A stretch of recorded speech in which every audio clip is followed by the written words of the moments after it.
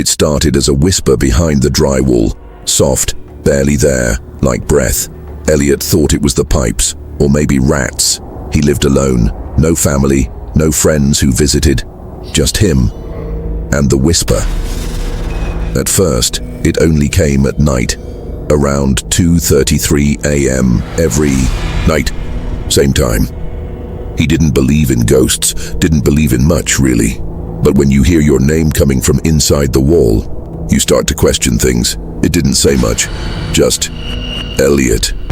Every night. Same word, same voice. Male. Calm. Too calm. Not a voice that belonged in the wall. He pressed his ear to it once. The whisper stopped. Silence. He thought it was gone. Until the next night. Elliot. This time, louder. He moved apartments, didn't tell anyone why. Just left. Found a new place, new walls, no history, no reason for whispers. First night, nothing. Second night, nothing. Third night, 2:33 a.m. He woke up, sweating, eyes wide, and there it was again, Elliot. The same voice, same tone, from the wall behind his bed. He stared at it. Didn't move. The whisper came again. Don't move. He froze, not because it told him to, but because something was wrong with the air. It felt heavy, wet, like breathing underwater. He sat up slowly. The wall was smooth, clean, painted over last week, but now it looked different. It bulged slightly, like something pressed from the inside. He ran, didn't even take his shoes, stayed at a motel that night, slept fine. No voices, no dreams. He returned home the next morning. Everything looked normal. No bulge, no voice. He didn't sleep in the bedroom anymore, moved to the couch, started leaving music on at night, loud, to drown the silence. But one night the music stopped. Not paused, cut, like something had pulled the power. And then, Elliot. From the kitchen wall this time, he didn't move, didn't breathe. It continued, don't leave me, 3 words, so simple, so wrong. He packed that night, left again. New city, new building, modern, concrete. No crawl spaces, top floor, no neighbors. Above, he didn't even hang pictures, no excuses for sound. Weeks passed, quiet, normal. Then, a knock on the wall. Not the door. The wall, thin, dry, a single knock. Then, Elliot. He cried. He didn't know why, but the voice was closer now. It wasn't whispering anymore. It was speaking. Clear. Like someone just on the other side of the drywall. He asked it, "What do you want?" The voice answered, "You." He tried to record.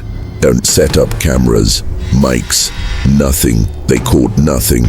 The footage would cut out at 2:33 a.m. every time, only static but always his name. He asked again, "Why me?" Silence. Then, "You listened." He didn't sleep for days, began tearing the walls down. Neighbors complained. He didn't care. He found nothing, no space, no speakers, no wires. But the whisper moved. Now it followed him around the apartment, from wall to wall, room to room. It knew when he moved. It laughed when he cried. It started whispering new things, not just his name. It whispered memories, his memories. Things no one else knew, things he forgot. You dropped her. 3 words, and he remembered. He was 12, holding his baby cousin. He slipped. She fell, hit the floor. She didn't die, but something changed in her eyes after that. He never told anyone, but the whisper knew. You lied. It was about the fire. He was 15. He lit a candle, left it near the curtain, said it was an accident. It wasn't. The dog didn't make it. No one ever knew. But now the whisper did.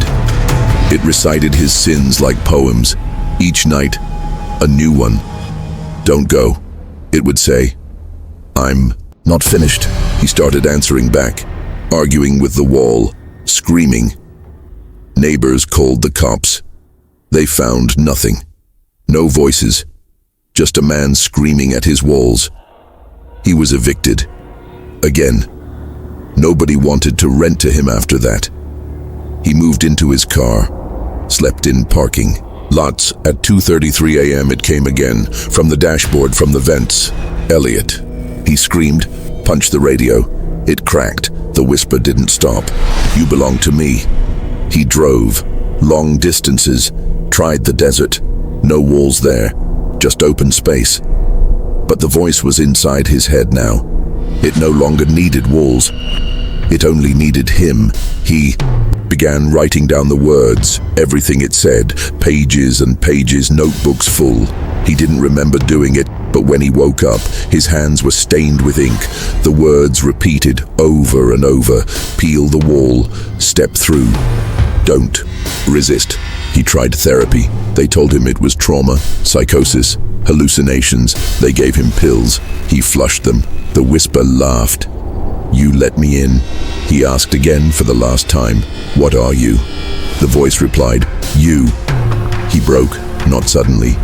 Slowly, he started drawing on the walls. Symbols, eyes, doors, teeth. His landlord called it vandalism, kicked him out again. Nowhere left. No money. No people. He walked, found an abandoned house, empty, rotting, but the walls were solid. He liked that. He moved in, no electricity, no heat, just walls. He sat in the dark, waited. 3 nothing. Silence. For the first time in months, silence. He cried, again, but this time from relief. He lit a candle, watched the flame dance, and then behind him, "Thank you." The wall behind him was different now. It wasn't flat, it was wet, moving, a bulge pressed out, like a hand or a face. He didn't run, he smiled. "Take me."